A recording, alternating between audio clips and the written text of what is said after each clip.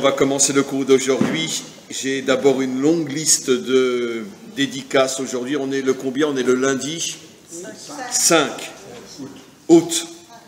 Le cours d'aujourd'hui sera dédié pour la guérison totale et définitive d'Avram Ben Sultana, ainsi que pour une naissance très prochainement chez Chana Bat Miriam Amselem, ainsi que la réussite dans tous les domaines pour Eriel Ben Shimon Amselem, pour Myriam Bat Rachel Amselem, pour Rachel, ainsi que Mazal, et ainsi que Chayat Bat Miriam, et aussi je rajoute une refoua shelema pour Nissim Ben Simcha. Et pour ma fille. Et pour ma fille, oui. Chayamushka Esther, Bat Mesaouda, qu'elle puisse avoir un petit bébé. Pour qu'elle puisse avoir elle aussi un petit bébé, bien sûr. Voilà, donc on va commencer notre dernier cours de l'année. Ce n'est pas tout à fait le dernier cours de l'année. Et le couple Caïn. Et les Caïn, où on a été pendant les et années. bien sûr, Acharon Chaviv, et bien sûr, et ce cours est à la mémoire de nos chers amis, monsieur et madame Caïn. Et donc, c'est le dernier cours de l'année, en tous les cas, le dernier cours intitulé le cours de chez les Caïn, c'est le dernier cours de l'année. Et comme c'est pas tout à fait le dernier cours qui sera en tout cas sur le site, parce que, bon, contrairement, c'est un peu vrai à ce qu'a dit notre cher ami, je ne vais pas prendre des vacances à 100%, je vais continuer mes cours en hébreu et certains cours en français aussi, mais disons que ça sera moins fou que pendant l'année normale. Mais quoi qu'il en soit, c'est le dernier cours ici jusqu'à la reprise au mois de septembre. On vous l'annoncera par mail le 2 septembre, le lundi 2 septembre très certainement. Mais comme c'est le dernier cours, et c'est un cours qui est censé aussi, c'est pas que je veux absolument, mais c'est un cours qui est censé aussi peut-être résumer, contenir tout le travail que nous avons fait ensemble pendant toute cette année. Et c'est la première fois aujourd'hui que je remarque, alors que ça fait des années que ça dure, mais ça ne m'est jamais monté à l'esprit, c'est la première fois que je remarque que finalement on termine toujours notre année scolaire, plus ou moins pendant la période du 9 Av, qui est la période la plus joyeuse, la plus extraordinaire de toutes les périodes de l'année. Ceux qui suivent mes cours savent pourquoi je dis ça. D'accord. Et j'ai aussi envoyé un texto pour expliquer pourquoi c'est la période la plus extraordinaire de l'année. Et ceux qui veulent, on peut se réunir Tisha B'Av pour danser, chanter, manger, etc. Manger peut-être pas, mais chanter et danser pas, mais en tout cas avec le cœur, oui. Et donc, c'est une période extraordinaire, on l'a expliqué le cours dernier, c'est la période pendant laquelle la lumière d'Hachem et du Mashiach se dévoile. J'ai tout déjà expliqué dans mes cours en français et sur les textos pour ceux qui sont inscrits sur mes groupes WhatsApp ou bien ceux qui me suivent sur le Facebook. Donc, c'est une période très très importante. Je ne regarde absolument pas l'aspect bidon de la destruction des temples, etc. Ça ne m'intéresse plus. Ça, c'était pour quand on était en Ukraine ou quand on était à Casablanca. Aujourd'hui, on est de retour sur notre terre. On se dirige vers la reconstruction du troisième temple. Et c'est la seule chose qui doit aujourd'hui nous intéresser. Ne plus parler de deuil, mais parler de la joie et du bonheur infini d'être sur notre terre et de nous diriger tous ensemble vers la délivrance finale. Et c'est pour ça que nos maîtres nous disent que précisément le 9 Av, qui était le jour le plus triste de l'année, deviendra le jour le plus joyeux de l'année. Mais pourquoi? Parce que comme je l'ai déjà expliqué, parce que justement, la lumière du Mashiach, la lumière de la délivrance se cache le 9 Av. Alors quand on était à Paris, évidemment qu'on tirait une tête d'enterrement le jour du 9 Av, enfin surtout parce que ça se termine à 11h06. Je me rappelle, le dernier Tisha B'Av en France, 11h06. Bon, c'est surtout pour ça qu'on tire une tête d'enterrement. Pas tellement pour le temps, parce qu'on s'en fiche royalement, mais en tout cas, 11h06, la fin du jeûne, franchement. Ici, grâce à Dieu, ça va se terminer vers quelle heure? 8h, donc c'est plus facile. Mais c'est vrai que quand on était en France, on ressent uniquement l'aspect extérieur de Tisha B'Av. Quand on est en Israël et qu'on a cette sensibilité pour comprendre le mérite inimaginable que nous avons, nous, notre génération, d'avoir été choisis pour être celles, parmi celles qui se dirigent vers la délivrance finale. Comment qu'on ose tirer une tête d'enterrement à Tisha B'Av. On doit au contraire être rempli de joie, de bonheur, de remerciement pour le Maître du monde qui nous a choisis pour reconstruire bientôt son 3e temple et ramener toute l'humanité entière au Dieu un. Donc, là aussi, tout d'un coup, ce matin, j'ai eu une réflexion. C'est quand même bizarre qu'à chaque fois, on termine l'année scolaire, ici et plus ou moins tous les cours, pendant la période de Tisha B'Av. Alors, on va essayer encore une fois d'éclairer, de transmettre un message important et de voir comment il est peut-être aussi porteur de tous les cours qui ont été donnés durant l'année. Au tout début de la paracha, Rashi nous apprend quelque chose que ceux qui ne lisent pas Rashi n'auraient pas pu deviner. Nous savons tous que nous avons passé 40 ans dans le désert. D'accord. Mais est-ce que quelqu'un d'entre vous sait plus ou moins à quel endroit dans le désert? À quel endroit? Bon, si ça avait été à Eilat, ça aurait été super. Vous imaginez, on serait descendu au Hérode, les petits déjeuners le matin, c'est la folie. Mais non. Alors justement, oui, c'est dans différents endroits, mais tous plus ou moins géographiquement parlant, plus ou moins au même endroit. C'est Rashi qui le révèle dans notre paracha. Dans tout le Sefer Bamidbar, Rashi ne l'a jamais dit. On était effectivement dans différents endroits, mais toujours à la frontière de Séhir. Rashi explicite. À la frontière de Séhir, le pays de Esav. Esav, Édom, vivait encore à cet endroit-là, à cette époque-là, à la frontière de Séhir. Non, c'est-à-dire toute la région de Eilat, en vérité. Le sud de la Jordanie. Il faut savoir que tout le sud de la Jordanie, c'est le Séhir de l'époque biblique, le pays de Édom, le pays de Esav. Et donc Rashi nous apprend que c'est absolument incroyable. Pendant 40 ans, on se trouvait dans cette région. C'est vrai qu'on a plus ou moins été dans 40 endroits différents, mais toujours à la lisière de la frontière de Séhir. Alors bien sûr, la question est évidente. Pourquoi précisément rester toujours à la frontière de Séhir, qui est le pays de Esav? Alors bien évidemment, vous avez tous déjà deviné, tous et toutes deviné, qu'il y a une allusion, bien évidemment, au dernier exil d'Israël, qui est bien sûr l'exil de Séhir, l'exil de Édom, l'exil de Esav, celui qui dure depuis 2000 ans et qui est l'exil de Rome, l'exil de Édom. Rome, dans le sens que c'est eux qui ont détruit notre nation et qui nous ont exilés aux 4 coins de la terre. Et donc, il y a une allusion claire, et surtout que l'on sait que la Torah est le plan de toute l'histoire, mais plus encore, disent nos maîtres, de très nombreux passages de la Torah, voire même la majorité des passages de la Torah, sont des allusions aux générations qui vivront avant la délivrance et jusqu'à la délivrance. Les plus grands messages sont cachés de la délivrance et de nos dernières générations sont cachés précisément dans la Torah. Et donc la raison pour laquelle, disent nos maîtres, Hachem nous a gardé 40 ans à la frontière de Édom, pour nous faire comprendre des millénaires à l'avance que le véritable exil, celui duquel dépend la délivrance finale, on pourrait presque dire que les 3 premiers n'étaient que des entraînements, mais le véritable exil, c'est le dernier, l'exil de Édom. Et une autre question qui se pose, et on va rentrer véritablement dans le cours, pourquoi 40 ans ? Alors évidemment, la réponse au niveau du pshat, au niveau du sens simple, on la connaît.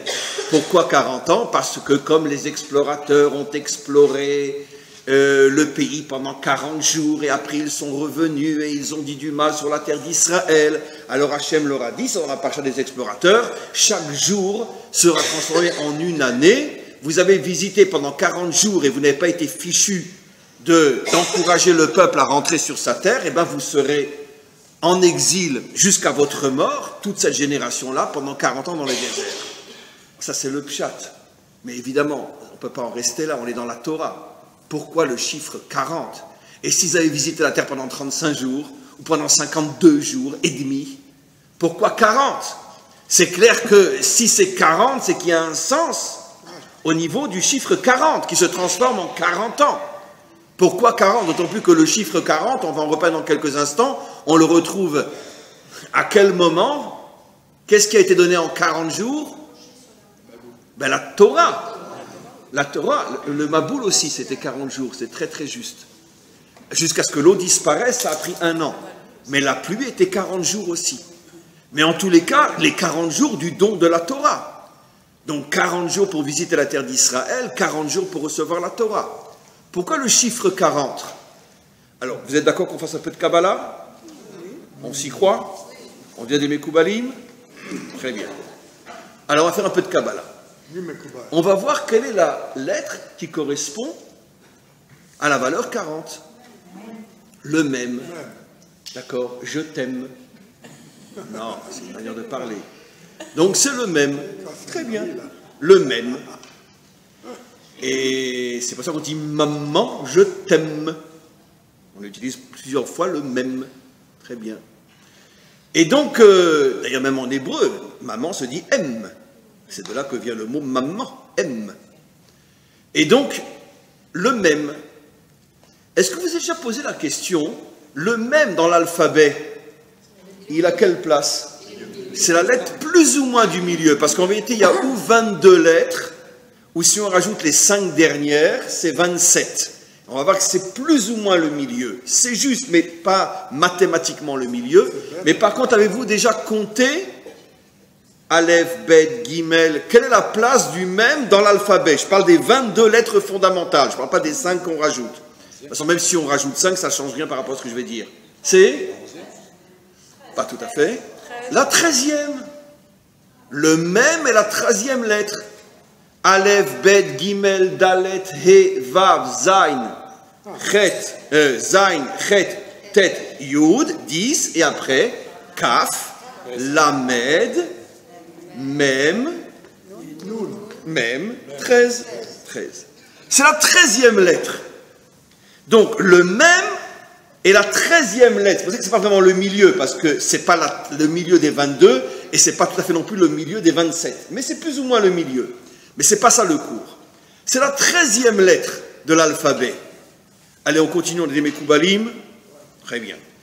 Et le chiffre 13, c'est la valeur numérique de quoi?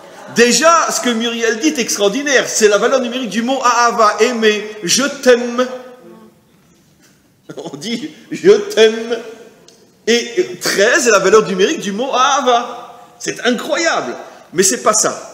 Mais 13 est surtout la valeur numérique de quel mot? Echad. Bayom hahu yeh Hashem Echad ushmo Echad. En ce jour, Dieu sera un et son nom sera un.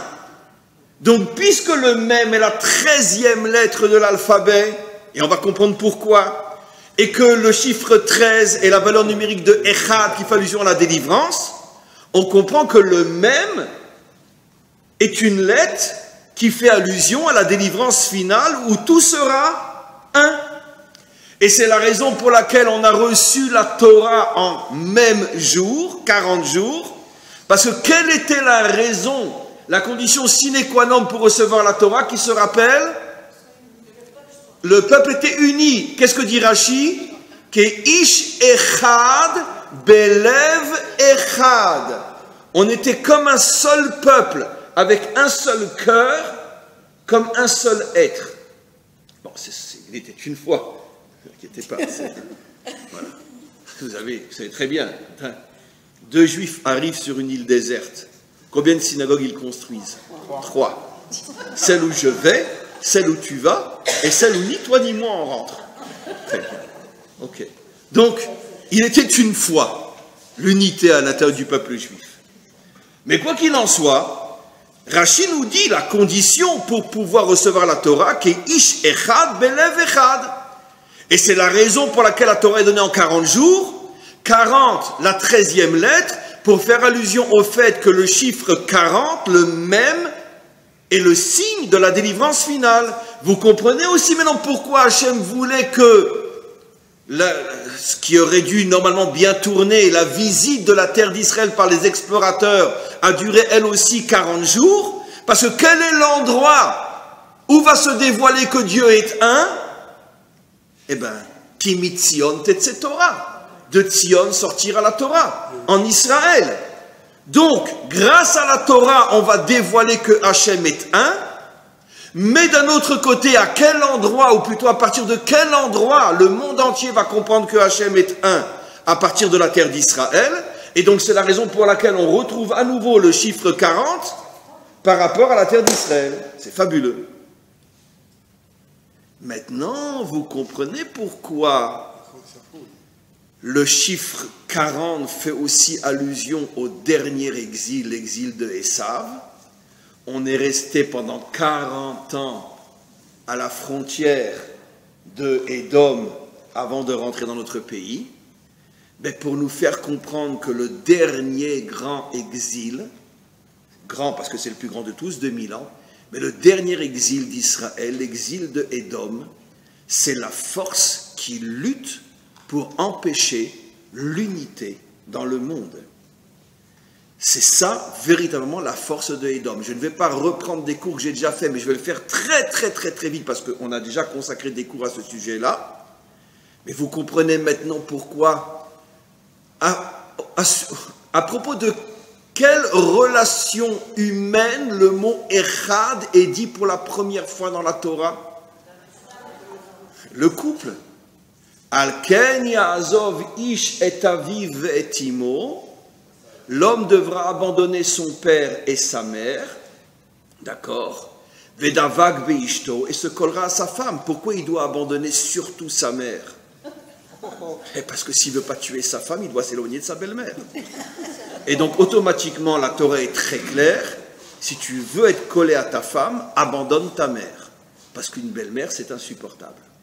Et la Torah dit toujours que c'est la mère du mari qui est insupportable, pas la mère de la femme vis-à-vis de son mari. C'est la mère du mari. Pourquoi? Parce que non, il est à moi, non, il est à moi. C'est mon fils, c'est mon mari. On connaît toute cette histoire-là. Et donc, c'est certainement une blague sérieuse, mais une blague quand même. Donc, tu abandonnes ton père et ta mère, tu te colles à ta femme, Vehiyu le basar echad, et vous serez un seul être, vous serez Echad. Maintenant, vous comprenez pourquoi, et on l'a déjà expliqué, je m'excuse de le répéter, mais c'est trop important, et on ne le répétera jamais suffisamment assez, quel est le vrai, seul et unique combat du monde occidental aujourd'hui? C'était en veilleuse pendant des millénaires, mais aujourd'hui, ça a explosé comme un volcan, la destruction du couple et de la famille. C'est tout le sujet aujourd'hui du monde occidental. Séparer l'homme de la femme, séparer les parents des enfants, qu'il n'y ait plus de couple. Parce que toute l'idéologie occidentale, d'accord, c'était en veilleuse et cachée pendant des siècles, mais quand est arrivé le moment, comme un volcan, exactement comme un volcan, qui se prépare parfois des années avant d'exploser. Mais la lave est déjà dans les souterrains du volcan. Et arrive le moment où ça explose et ça tue tout. Le monde occidental est né sur son désir fondamental, le monde de Esav, je ne parle pas des individus dans la rue, bien sûr, je parle de l'idéologie de Esav, de détruire le couple, de détruire la famille. Et aujourd'hui, on est complètement noyé dans cette idéologie-là. Juste, parce que ce n'est pas l'essentiel du cours, juste, peut-être on va trouver un rémèze, une allusion dans la Torah, comme quoi Esav, lui, il fait tout pour qu'il n'y ait pas de vraie famille. Je l'ai déjà expliqué des milliers de fois. On le retrouve de deux manières. Ses parents, ça avait commencé avec Abraham et son épouse, après Yitzhak et Rivka, avaient dit à leurs enfants, vous épousez qui vous voulez, mais pas une cananéenne. C'est-à-dire, vous avez le droit de venir avec une femme et la convertir, il n'y a pas de problème. De toute façon, forcément, à l'époque, c'est forcément des conversions, puisqu'ils ne vont pas se marier avec leur sœur. Mais pas une cananéenne. Alors nos maîtres posent la question, mais si de toute façon ils peuvent amener une Jordanienne, une Syrienne, une Irakienne, alors pourquoi pas une Cananéenne? Mais parce que le principe fondamental de l'union du ciment dans un couple, c'est ce qu'on appelle, ça commence par un bet, non pas qu'ils sont idiots les deux, mais par un bet, la bracha, la bénédiction. Cette énergie surnaturelle qui rentre dans un couple méritant et qui font que leur vie devient une véritable réussite. La bracha. C'est le qualificatif, plus que tout autre, qui définit un couple qui a réussi. Ils sont accompagnés par la bénédiction. Et Knaan, c'est le seul peuple qui a été maudit. Harour, avec l'histoire de Noah, quand il a castré son père. Donc, les parents disent à Esav, mon enfant, amène qui tu veux. Une Norvégienne, une Irakienne, une Syrienne, une Égyptienne, une Américaine, une Indienne, une Chinoise, ce que tu veux, une Africaine, ce que tu veux. Une Polonaise. Et une Polonaise aussi, oui. Enfin ça, bon, d'accord. S'il est courageux. S'il est courageux. S'il est courageux. Mais c'est un guerrier, donc tu peux prendre une Polonaise aussi. Très bien. Donc une Polonaise, ce que tu veux. Mais pas une Cananéenne. Et ça, lui demande, papa, pourquoi? Si je peux prendre même une Polonaise, pourquoi pas une Cananéenne? Mais parce que je ne peux pas te laisser te marier avec une femme qui est maudite. C'est-à-dire, il n'y aura pas de ribou, il n'y aura pas de lien, il n'y aura pas de érad entre toi et elle. Il faut qu'il y ait l'unité. Et ça, avec n'importe quelle femme du monde, tu peux avoir l'unité si c'est ton âme sœur. Mais avec une Cananéenne, c'est impossible, elle est maudite. Et le ciment du couple, c'est la bénédiction. Très bien, papa, ne t'inquiète pas. Je ferai ce que tu demandes. Et qu'est-ce qu'il fait tout de suite? Il va épouser 2 Cananéennes. Et ça. Il va épouser 2 Cananéennes. Comme pour dire à son père, ben écoute, tu sais quoi? C'est ça le remez dans la Torah. Mon idéologie, c'est la destruction ou la non-existence du couple. Toute ma vie, je me battrai pour détruire le couple. Pourquoi? Parce que Esav sait que pour que Hachem se dévoile comme étant le Dieu un, il faut d'abord que l'homme construise l'unité. D'abord au niveau du couple, au niveau de la famille. Et si je détruis la famille, c'est impossible que Dieu se dévoile comme un. Puisque s'il n'y a pas l'unité en bas, comment voulez-vous qu'elle se dévoile du haut vers le bas? Et j'avais déjà expliqué aussi, je m'excuse, c'est un petit peu sale, mais je le redis, que c'est la raison pour laquelle on l'appelle Édom, le rouge, au niveau des secrets. Parce que, bon, à part le fait qu'il avait 2 femmes, il en avait des millions. Il n'allait qu'avec des femmes pendant la période des règles pour être sûr qu'elles ne tombent pas enceintes. C'est-à-dire quoi? Il voulait montrer que la relation avec une femme, c'est pas du tout pour amener des enfants. Donc son idéologie, elle est claire dans la Torah. Elle est claire. Donc c'est pour ça que le dernier exil, c'est l'exil de Édom, pour nous faire comprendre que notre véritable combat, c'est justement de dévoiler l'unité en commençant d'abord par chez soi, dans sa famille, autour de soi, dans sa communauté, dans notre peuple, pour qu'on puisse devenir hors la goyim, pour qu'on puisse devenir après un modèle pour les nations, parce qu'en vérité, les nations, je parle ce qu'il y a de bien dans les nations, et grâce à Dieu, il y a énormément de bien dans les nations. En vérité, l'humanité tout entière n'aspire qu'à une seule chose, à la paix, le respect, l'entente et l'unité. Et c'est pour ça que l'idéologie occidentale fait tout pour empêcher que ça se réalise. Parce que Esav ne veut pas d'un Dieu un. On va aller un petit peu plus loin, mes amis. Regardons maintenant un autre secret absolument incroyable. On parle de l'unité. Mais qu'est-ce que c'est l'unité? Qu'est-ce que c'est l'unité? Est-ce que c'est le fait qu'un Ashkénaze accepte de manger un couscous chez un Marocain et qu'un Marocain accepte de manger un gefilte fish chez un Ashkénaze? C'est ça l'unité? D'accord? Je vais raconter une histoire, moi c'est une histoire vraie. Il y a des années, je suis invité à la table chez un chassid, c'était un chassid Breslev, peu importe, mais je suis invité à sa table un Shabbat. J'étais encore très très jeune, et il sert dans son assiette, il y avait dans la même assiette du gefilte fish et de la tchouktchouka et des piments. Alors je lui dis, un petit peu en plaisantant, c'est une histoire vraie, hein, c'était à Tzfat. Je lui dis, je ne comprends pas, Rav, pourquoi vous me servez du gefilte fish avec de la tchouktchouka? D'accord? C'est Sfarad Ashkenaz. D'accord? Et il m'a répondu, il m'a dit, mais attends, on n'est pas revenu sur notre terre pour rester chacun de son côté. Donc on commence déjà avec l'unité dans l'assiette. Comme ça. Bon, très bien. C'était pas mal. C'était pas mal. Mais quoi qu'il en soit, je reviens maintenant à ce que j'explique. C'est quoi l'unité? Alors regardez, mes amis. Quelle est, parmi toutes les qualités, Chesed, Tzedek, Gvura, Emet, Tiferet, etc., quelle est la seule qualité qui est appelée la signature d'Hachem? Ça veut dire que quand Hachem est d'accord avec quelque chose, il signe Emet. Le sceau d'Hachem, c'est Emet. Sa signature, c'est Emet. Et vous avez remarqué une chose incroyable. Dans le mot Emet, il y a la première lettre de la Torah, qui a pour valeur numérique 1. Il y a la dernière lettre de la Torah, qui a pour valeur numérique Tav, 400. Et au milieu, qu'est-ce qui réunit les deux extrêmes? Le même. Le même, on a expliqué, c'est la 13e lettre de l'alphabet, donc qui fait allusion au Echad, à l'unité. C'est quoi l'unité? Elle est dans le mot Emet. Maintenant, vous avez aujourd'hui la définition de la vérité. C'est quoi la vérité? C'est quoi un homme vrai, un homme authentique? Quelqu'un qui ne ment jamais? Non. C'est pas suffisant encore. Un homme authentique, un peuple authentique, une idée authentique, quelque chose de vrai, c'est quelque chose qui est capable de réunir les contraires et les extrêmes. C'est ça la vérité. Quand tu es capable de réunir ce qui est à l'extrême opposé l'un de l'autre, le Aleph et le Tav. Maintenant, dans un langage moderne, le Aleph, valeur numérique 1, représente l'individu. Le Tav, valeur numérique 400, qui est la plus grande valeur numérique dans l'alphabet, on va tout de suite comprendre pourquoi, fait allusion à la multitude. Donc, la multitude d'idées, la multitude de religions, la multitude d'idéologies. Comment? Non, je parle au niveau de la valeur numérique. Aleph, c'est 1. Aleph, c'est 1. Je parle au niveau des valeurs numériques. Oui, ça c'est encore, ça c'est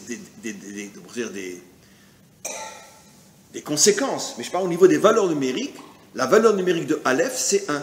La plus petite des valeurs numériques de l'alphabet, qui représente l'un, l'unité, le prat, pardon, un individu, un individu, et le tav, la multitude. Dites-moi, quand Esav il est venu attaquer Yaakov, il avait avec lui combien de soldats? 400. Oh, quel hasard! Et est-ce qu'ils ont attaqué le roi David, les 400? Non. Juste avant de rencontrer Yaakov, ils ont fait Teshuvah et ils ont quitté Esav. Mais malgré tout, il est venu avec 400. Vous savez comment Hachem les a récompensés, ces 400 soldats qui sont venus avec Esav pour tuer Yaakov? Finalement, ils n'ont pas été jusqu'au bout. Ils ont rebrouché chemin. Combien de gardes du corps il avait le roi David? 400. Oh! Tiens, 400. Eh bien, les 400 hommes, des 400 tueurs qui sont venus avec Esav pour tuer Yaakov, sont revenus en Gilgoul dans les 400 Shomrei Rosh, gardes du corps du roi David. C'est d'autant plus étonnant que d'après les secrets de la Torah, on a dit qu'on fait un peu de Kabbalah aujourd'hui, d'après les secrets de la Torah, le bon côté de Esav est revenu à l'intérieur de David. Le roi David était un Gilgoul du bon côté de Esav. Oui. C'est pour ça que quand Shmuel a été envoyé pour le nommer nouveau roi d'Israël, tous les enfants de Yishai sont passés devant lui, devant Shmuel. À chaque fois, ils pensaient que ça serait lui. Et je me dis non. Il dit, mais c'est pas possible, il t'en reste forcément un. Et Yishai lui dit, oui, bon, il y en a un qui, il ne raconte pas toute l'histoire, qui pensait que c'était un mamzer, etc. Vous connaissez l'histoire. Bon, on va le chercher. Il le siffle. Arrive un petit rouquin, comme ça, sanguinaire. Shmuel le voit, et il dit à Hachem, quoi, tu veux nommer Esav sur ton peuple? Parce que, alors, au niveau du pshat, parce qu'il était rouquin, mais au niveau du sod, parce que Shmuel, qui est un prophète, il a décelé dans la nature de David le tempérament de Esav. Et c'est pour ça que lui aussi va avoir 400 gardes du corps, qui sont en vérité Esav et les 400, qui reviennent dans David et les 400. Mais du bon côté, bien sûr. Mais pourquoi 400? Pourquoi Esav vient avec 400? Et dites-moi encore une chose. Quand Avraham a racheté la Marat à Marpella, combien d'argent il a donné? 400. Oh, c'est incroyable. Toujours 400. Parce qu'il y a les 400 du côté du mal et les 400 du côté du bien. Les 400 du côté du mal, c'est le monde de la division. C'est le monde de la division. On verra pourquoi 400 dans quelques instants. Le monde de la division. Esav incarne la division. Surtout pas d'unité dans ce monde. Chaque homme trompe sa femme, chaque femme trompe son mari, chaque enfant envoie balader ses parents. Pas de famille, pas d'unité. Et vive le mariage Et on attend tous avec impatience le jour où un homme aura le courage de dire qu'il se marie avec sa chienne. On y arrivera, ne vous inquiétez pas. C'est pour très très bientôt. Donc ça c'est Esav. Il vient avec 400 comme pour dire, moi je suis l'idéologie de la division. Mais d'un autre côté, le mot émettre veut dire quoi? Tu prends la division et tu la rattaches à l'unité. Ça veut dire quoi? J'ai souvent expliqué. Je vais le dire de manière très simple. C'est la grande différence entre l'unité et l'uniformité. Dans l'uniformité qui est le régime stalinien, tout le monde est pareil. Dans le monde libéral, personne n'est comme l'autre. Chacun fait ce qu'il veut. J'ai envie de me marier avec ma chienne, je me marie avec ma chienne. Et on va tous vivre le moment où la loi occidentale autorisera le mariage avec les animaux. On va le vivre, on va le vivre. Non. Au niveau de la prostitution, c'est déjà aujourd'hui reconnu, mais pas encore au niveau du mariage légal. Mais on va le voir aussi. Le monde libéral dit, je fais ce que je veux, d'accord? Le monde des dictatures dit, tout le monde pareil. Alors c'est quoi l'unité? Eh bien c'est, on est tous différents, mais on est tous ensemble. On est tous unis. D'accord? Vous imaginez qu'on crée en Israël un parti dans lequel il y ait Meretz, Avoda, Kachol Lavan, Likoud, Otzma, tout le monde. Vous imaginez un parti comme ça? D'accord. Moi, c'est mon rêve. Mais, comme on dit, l'espoir fait vivre. C'est pour ça qu'on attend le Messie. Très bien. L'espoir fait vivre, évidemment, parce que si on n'attendait pas le Messie, ça fait longtemps qu'on serait tous flingués dans un monde pareil. Mais heureusement, on attend le Messie. Donc c'est l'espoir qui nous fait vivre. C'est comme ça qu'on tient le coup. Puis dans chaque génération, on l'attend encore. Bon, très bien, c'est pas grave. Mais quoi qu'il en soit, le travail de la vérité, c'est que tu unis les différences. D'accord? Mais au niveau du microcosme, quel est le symbole de l'union des différences? Au niveau du microcosme humain, ben, c'est un homme et une femme. Parce que dans un vrai couple, rien ne ressemble autant au mari que sa femme, et rien ne ressemble autant à la femme que son mari. Dans un vrai couple. Au départ, il y a des différences énormes, énormes, énormes, énormes. C'est ce que la Torah nous dit. Ezer kenegdo. Comment qu'elle va devenir ton soutien? Parce que justement, elle est contre toi. Comme j'ai rapporté des milliers de fois. D'accord? Les jeunes, ils ne savent pas ça. Donc quand ils viennent voir un rav pour recevoir une bracha parce qu'ils vont se marier, alors ils ont déjà tout préparé à l'avance, donc je vais dire ça, tu vas dire ça, tu vas dire ça, tu vas dire ça. Alors ils arrivent, moi ça m'est arrivé des dizaines de fois, alors je lui demande, toi, qu'est-ce que tu aimes dans la vie? Moi je suis très sportif. Ah, vous savez Rav, moi aussi, dit la jeune fille, moi aussi j'adore le sport. Et tes loisirs, oh moi je vous dis franchement, Rav, je vais voir des films propres, mais j'adore aller au cinéma. Et tout de suite, la jeune fille, ah mais moi aussi, j'adore aller au cinéma. Très bien. Bref, tout ce que je leur dis, ils disent la même chose. Alors ils me demandent mon avis, je leur dis toujours à la fin, c'est une blague, surtout, ne vous mariez pas. Pourquoi? Parce que si vous vous ressemblez, le couple va à la catastrophe. Un couple ne peut tenir que quand il est fondé sur des différences. Ezer kenegdo. Alors c'est quoi l'unité dans le couple, c'est quoi? C'est que je vais apprendre à vivre avec ton caractère, qui n'est pas le mien. Tu vas apprendre à vivre avec mon caractère, qui n'est pas le tien. Et ensemble, on va se rendre compte qu'on se complète. Parce que toi, tu as ce que je n'ai pas, et moi, j'ai ce que tu n'as pas. Donc, chacun est la vraie moitié de l'autre. Puisque c'est quoi être la moitié de l'autre? C'est que je t'apporte tout ce que tu n'as pas. Et moi, je t'apporte tout ce que tu n'as pas. Et pourquoi au début, c'est tellement dur? Parce que Comme je dis toujours, d'accord, ne le prenez pas à la lettre, c'est pas mathématique ce que je dis, mais c'est un petit peu vrai. Parce que plus longtemps tu attends avant de te marier, et plus vite tu risques de divorcer. Pourquoi? Parce que plus longtemps tu t'es habitué à vivre avec toi-même, plus tu auras de mal à supporter celui qui n'est pas toi. Évidemment, ce n'est pas mathématique ce que je dis qu'à Dieu ne plaise, mais il y a du vrai. Il y a du vrai. Parce que comme tu t'es habitué pendant 30 ans, 40 ans à ne connaître que toi, comment tu vas supporter un jour dans ta maison quelqu'un qui est tout le contraire de toi? Mais en vérité, pourquoi il est tout le contraire de moi?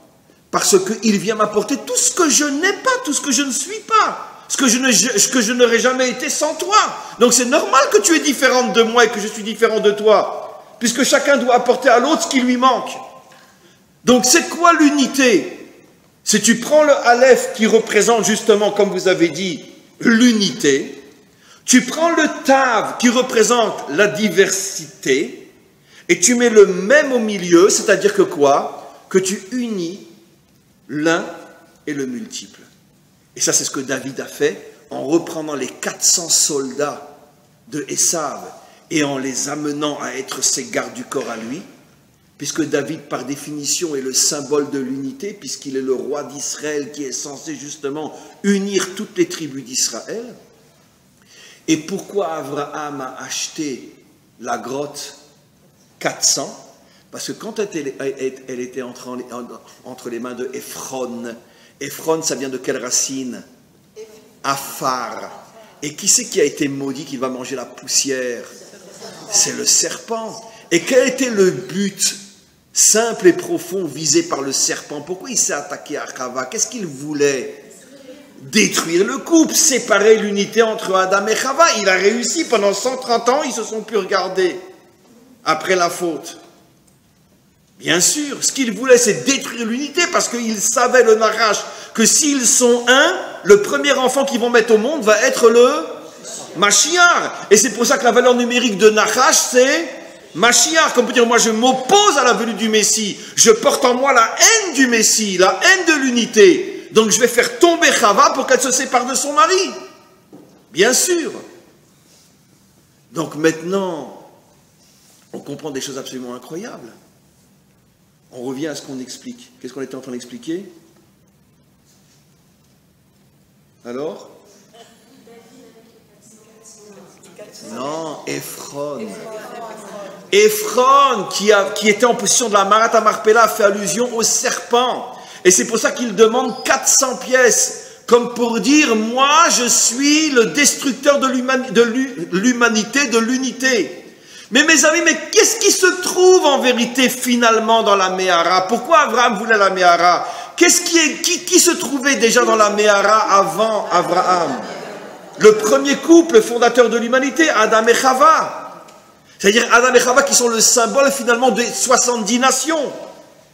Mais pourquoi des Juifs veulent être enterrés à côté de ceux qui ont fondé les 70 nations? Mais parce qu'un vrai Juif sait que le but final de l'humanité, c'est l'union, l'amour, le respect, la fraternité entre tous les peuples. Et donc c'est pour ça qu'Abraham dit, moi je suis le fondateur d'Israël, toi Adam tu es le fondateur des nations, je veux qu'on repose l'un à côté de l'autre. Parce qu'un jour viendra où l'humanité sera unie.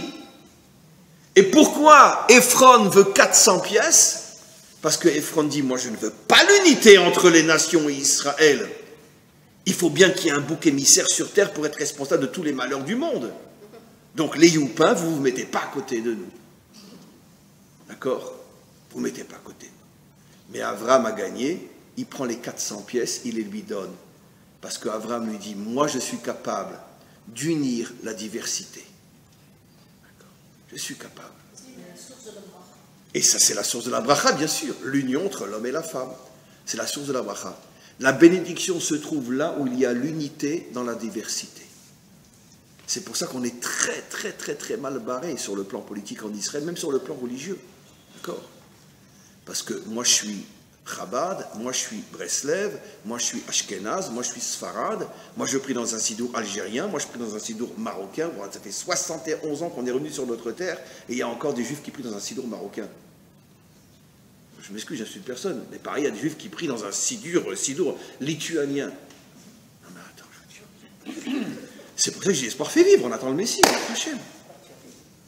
Il n'y en a pas un qui est foutu de nous créer un sidour qui inclut tout le Ham Israël, avec des passages Sfarad, des passages Ashkenaz.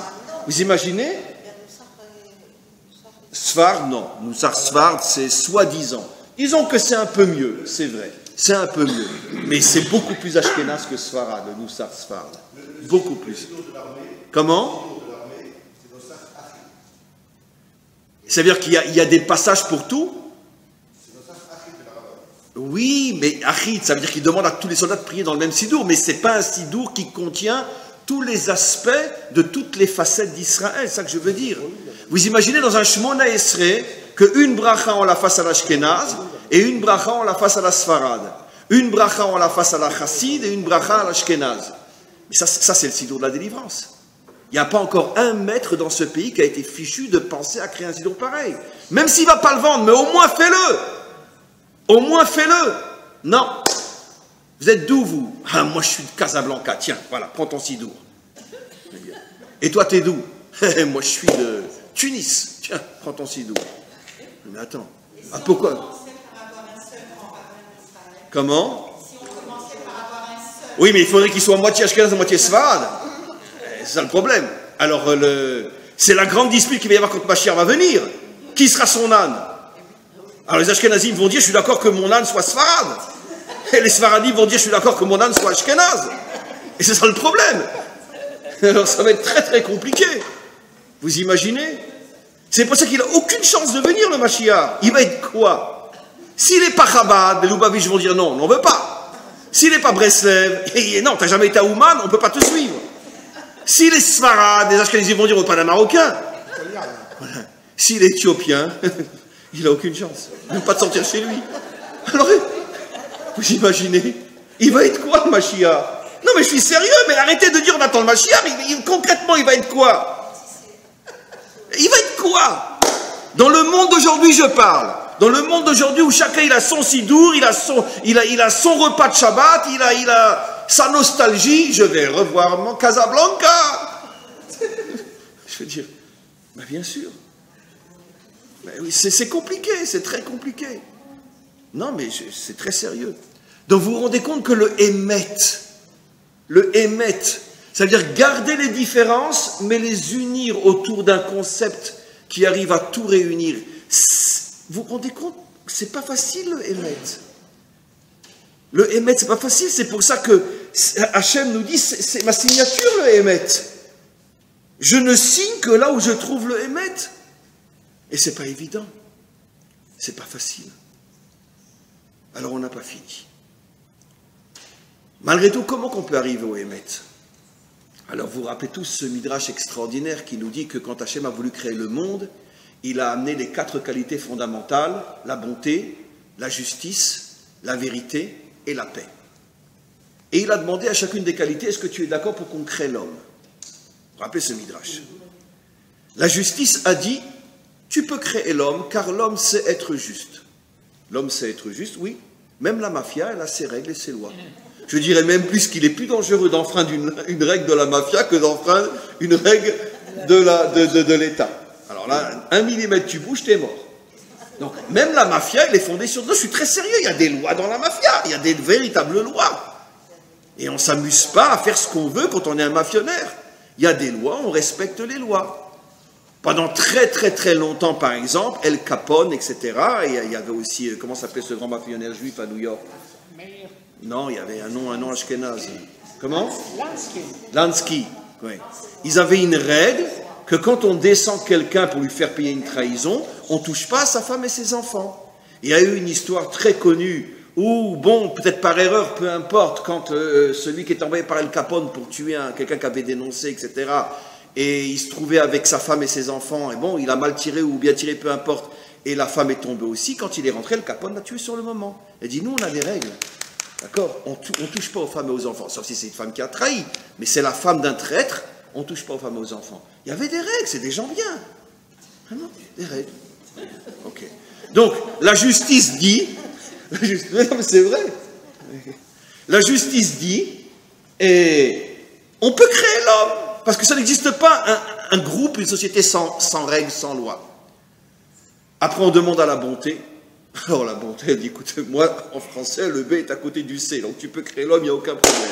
Comme c'est tous des C, ils seront tous B. Très bien. Donc la bonté dit, il n'y a pas de problème, l'homme sait être bon. Ben oui, l'homme sait être bon. Vous imaginez Hitler en train de se promener sur la route, d'un coup il voit un chien qui traverse, qui va se faire écraser, je suis sûr qu'il est prêt à sauter pour sauver le chien, même s'il risque sa vie. Ben oui, il avait une chienne dont il était amoureux, plus encore que...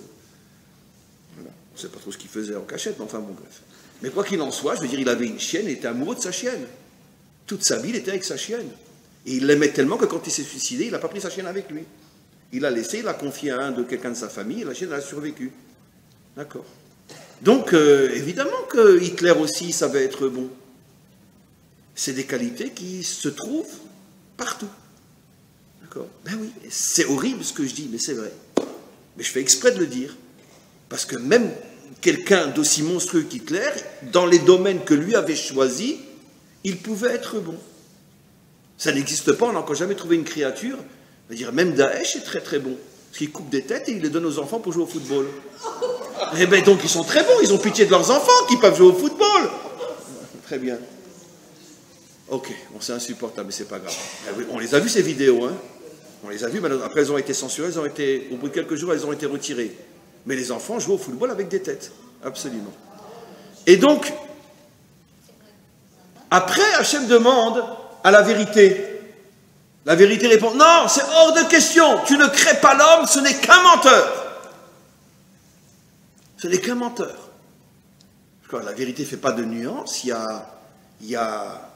Alors, tous les commentaires se posent la question, mais comment la vérité peut dire ça? Je ne comprends pas. De la même manière que j'ai rapporté des exemples horribles pour dire qu'il peut y avoir la justice et la bonté, même chez les criminels, et comment la vérité peut dire, mais il n'y a pas d'unité dans... Pardon, je vais donner la réponse. Il n'y a pas de vérité dans ce monde. Mais parce que, mes amis, on ne comprend pas ce que c'est la définition de la vérité. Nous, on croit que la vérité, c'est dire, oui, la vérité. Tu l'aimes ta femme? Non. Oui. Mais non, c'est pas ça. C'est pas ça la vérité. Tu l'aimes ta belle-mère? Non. Oui. C'est pas ça la vérité. Non. La vérité, c'est l'unité. Et nos maîtres ont le courage de nous dire que sur terre, jusqu'à la venue du Mashiach, il n'y a jamais eu un homme capable de l'unité. Même quand il le voulait, le pauvre, mais il a eu tellement d'ennemis qu'il n'est pas arrivé. Le Baal Shem Tov ne voulait pas l'unité, mais il a eu tellement d'ennemis qu'il n'est pas arrivé à l'unité. Bien sûr, Moshe ne voulait pas l'unité, mais il a failli être lapidé par ses propres enfants, ses enfants, les Bnei Israël. David ne voulait pas l'unité. Nos maîtres nous disent, il n'y a jamais eu un homme qui a été autant critiqué, autant poursuivi, autant en danger. Quand il allait dormir le soir, il soulevait l'oreiller pour savoir s'il n'y avait pas une bombe sous l'oreiller. Mais une bombe que lui aurait mis qui? Eh bien, ses proches. Pas les voisins, évidemment.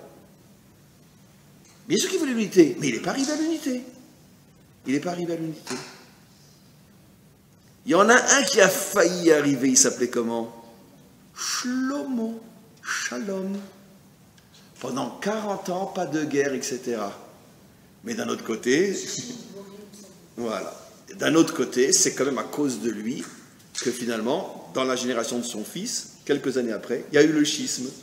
Donc ça prouve qu'en vérité, il n'était pas un faiseur d'unité, puisque c'est avec son fils qu'il y a eu le schisme, qui n'a jamais été réparé jusqu'à aujourd'hui, puisqu'on ne sait même pas où sont les 10 tribus d'Israël. Voilà. Donc, la vérité dit non, ne crée pas l'homme, puisque la véritable définition de la vérité, c'est l'unité. Et personne ne sera capable d'amener l'unité. Et si on doit attendre jusqu'au Mashiach, alors attends, hey. D'accord. Après, Hachem demande au Shalom, et il dit, et toi, qu'est-ce que tu dis? Shalom répond, s'il n'y a pas d'unité, il ne peut pas y avoir de paix, évidemment. Alors, c'est 2 contre 2. Qu'est-ce que fait Hachem? Hachem, comme c'est quelqu'un de très très libéral, très démocrate, d'accord?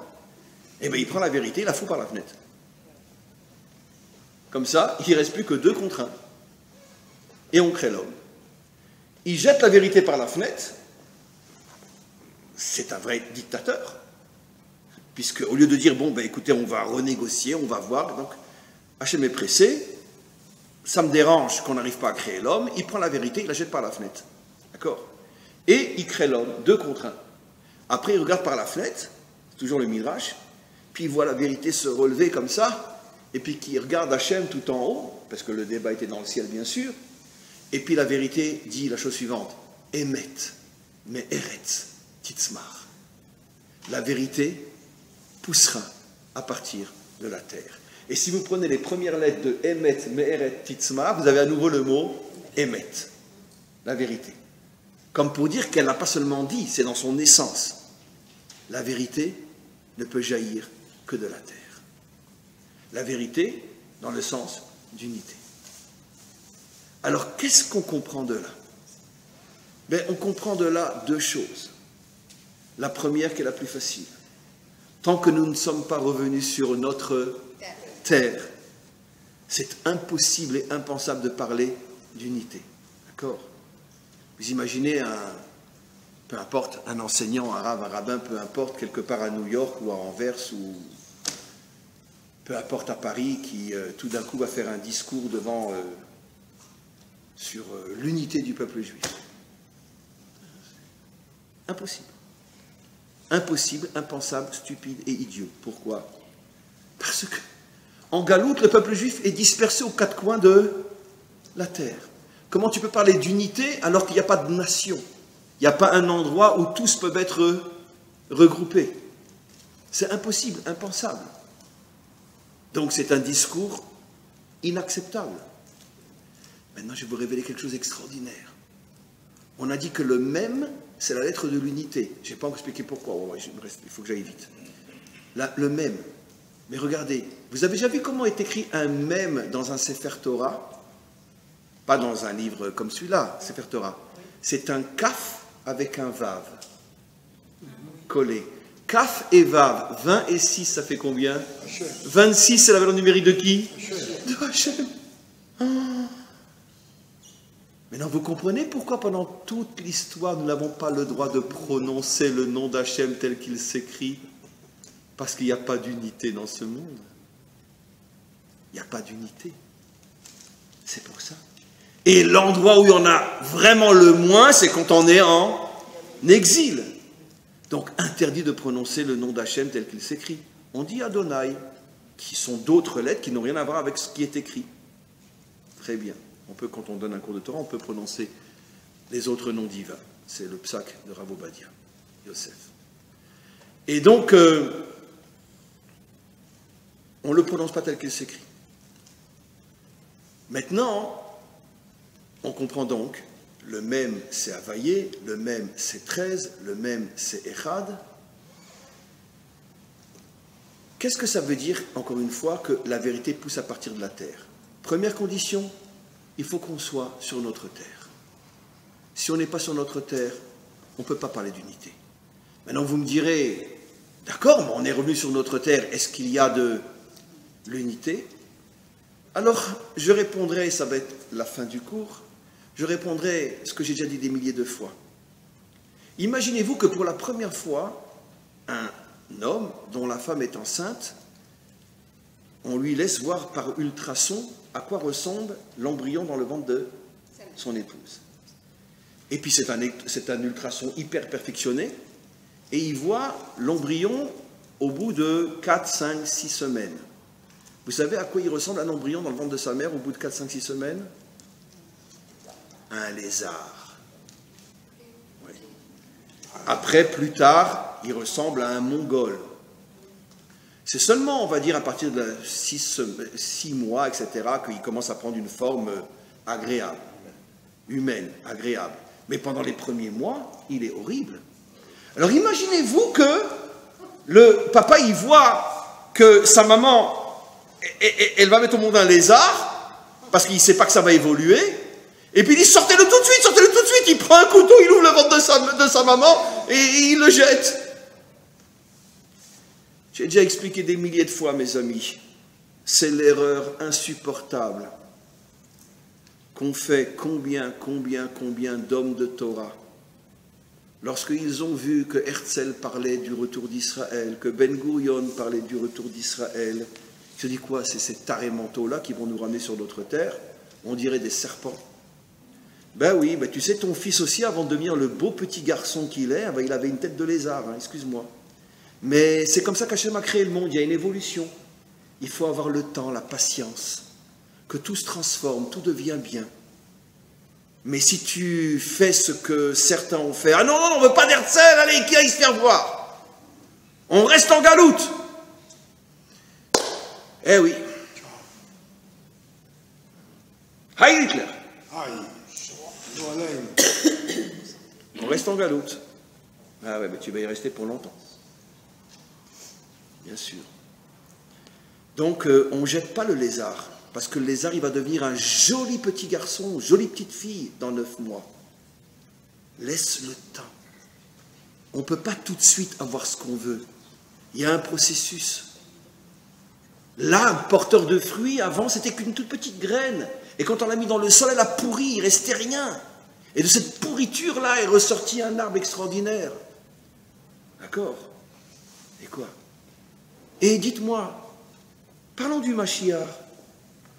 Quand le Mashiach aura 1 an, 2 ans, 3 ans, 4 ans, et qu'il va avoir une diarrhée qui va s'en mettre partout, et que sa mère va venir et va lui changer les couches, et puis une fois qu'il aura les couches changées, il va faire encore un prout devant sa mère, et ça va ressortir encore. Quelle est la maman qui n'a pas vécu ça? Excusez-moi de parler comme ça, hein.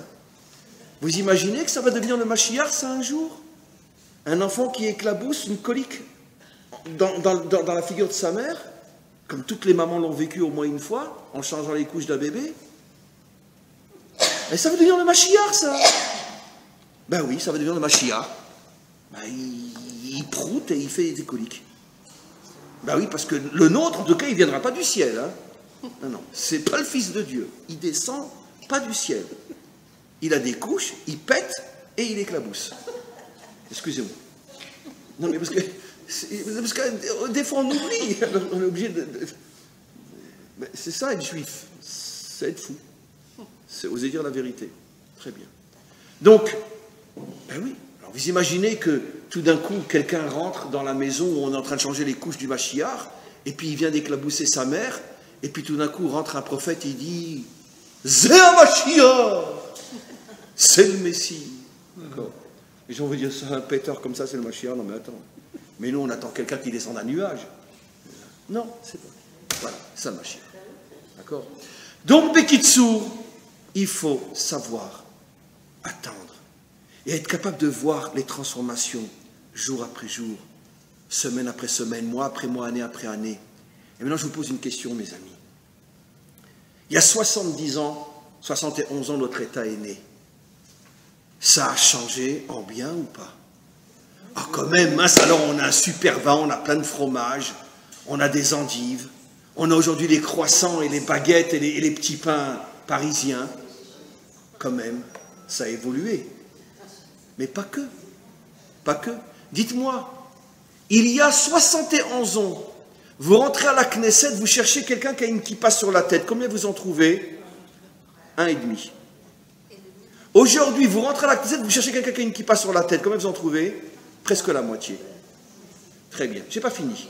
Il y a 71 ans, vous rentrez à Tsahal et vous cherchez quelqu'un qui a une kippa sur la tête. Vous en trouvez 0,000000. Je sais pas s'il y en a un. Il y en a un, bien sûr, mais c'est l'unique. On le congèle pour être sûr qu'il est là. Très bien.